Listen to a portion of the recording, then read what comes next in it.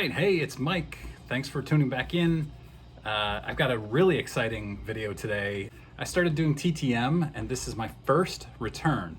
If you're not familiar with TTM, it's autographs through the mail, where you mail a card or a photo of somebody to that athlete or celebrity or whatever, and then you hope that they'll mail it back to you. And so if you are familiar with TTM, I've really gotten into this. I sent 4 off last week, another 3 this week. I'm going to start doing really dozens of them, hundreds of them.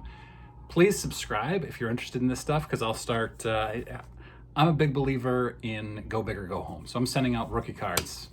Go big or go home. Rookie cards, I want them autographed and add them to my personal collection. So click on that subscribe button, click the bell icon, and you'll get notified of all my videos.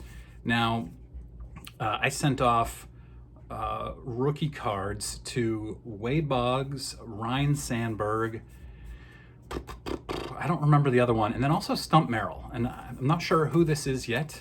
I'm not going to turn it over so you don't see my address on it.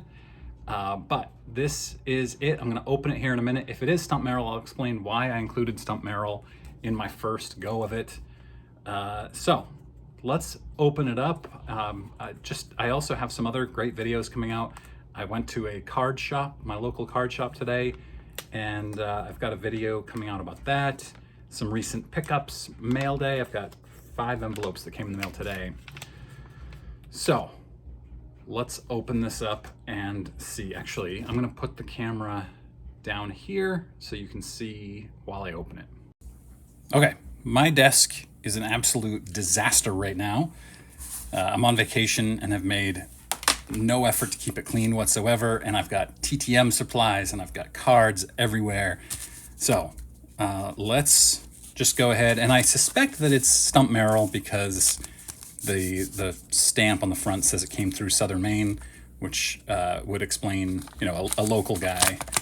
So let's just dive right in here.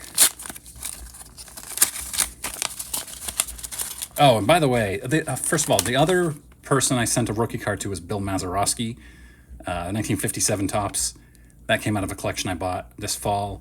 And I made so many mistakes on my first 4. I was in a rush. I was trying to get to my Christmas vacation, and I sent them all in top loaders. So I even got advice from some great, smart, helpful TTM experts, and I still did it. I sent them out in top loaders, so I'm hoping that nobody signed those top loaders in the first 4. Okay, here we go.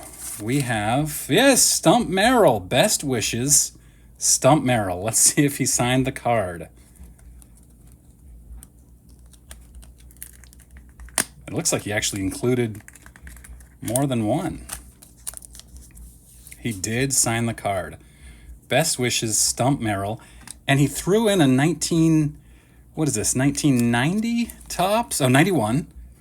Best wishes, Stump Merrill. Amazing. What a great guy. So this is his 77 TCMA. This would be considered his rookie card. And so I like I said, go big or go small. And this was his one of his 2 years managing the Yankees. I don't remember if he had 2 different cards as manager of the New York Yankees. This was when he was in the Eastern League. So yeah, man, I am pumped to have these. This is so exciting. And my first TTM returns. Let's see if he responded to my note. So my note, I wrote, "Hi Stump, I grew up on Arbor Avenue, and you once in Arbor Avenue is in his town of Topsom, and you once showed me your memorabilia collection. I never forgot that kindness. I'm collecting autographs of Maine sports legends and hoped you would sign the card I included and send it back to me. Thank you so much, Mike." So I'll get a little bit into the story of why I wanted Stump, aside from Maine sports legends, and why more about his kindness too. So when I was like 12, I think 1991, 92, Stump was a manager for the New York Yankees, and he lived right down the street from me. As I said, I lived at the time on Arbor Avenue, and he lived on a street right near where I do, and he still does to this day. So I was a huge, huge Ted Williams fan at the time, and I still am. And I had The Science of Hitting on my bookshelf. I've read it. I read it so many times as a kid. I loved the Red Sox. I loved Ted Williams. He was a brilliant hitter. And I wanted to be a great hitter as well. I wasn't. And so I was out at the time. My mom had a boyfriend who lived nearby, and we went out to I think it was Kmart for some sporting goods of some sort. We were walking through the sporting goods section, and I was this very, very shy little boy at 12 years old, and maybe 13, still extremely, extremely shy. And we were walking through Kmart sporting goods, and I look over and there's Ted Williams. And I remember it as him being in the fishing section, probably because I relate him to fishing. That's the way I remember it. So there's Ted Williams, and I just stopped. And my mom's boyfriend turned back and said, "What's wrong?" And I pointed, I said, that's Ted Williams. And he knew I was a big baseball fan. He didn't know anything about baseball, but knew Ted was a baseball player. And he said, "Oh, you like him?" And I said, yeah, love Ted Williams. So I hate that I'm telling the story, because I keep negativity off my channel, and I don't want you to think that this is a negative story. It turns out good. So my mom's boyfriend goes up to him and says, "Excuse me, Mr. Williams, my friend here is a huge fan, and I was wondering, could we get an autograph?" And Ted Williams looked at me and looked back at him and said, "What the hell did that kid ever do for me?" Now, this shouldn't surprise anybody, because Ted Williams was a renowned jerk. And I slithered away with my tail between my legs. I was humiliated. And so as we walked away, my face was beet red. I might have cried, I don't know. My mom's boyfriend said, "Hey, I've got something else that we can do. I'm friends with Stump Merrill." And I was like, "Wow, how?" And he said, "He lives down the street. I've known him forever." I had no idea. My whole life, I'd probably at that point 5 or 6 years I'd lived there. And he said he's home because the Yankees aren't playing. And I think he had just finished managing the Yankees at the time. I don't remember. And so he set up, probably using this Ted Williams story as a way to get me to go over, to get Stump Merrill to let me come into his house and meet him. And he was so nice. To me, he looked elderly. I thought he was like 80 years old, but he was probably only, I don't know, in his 40s, maybe early 50s.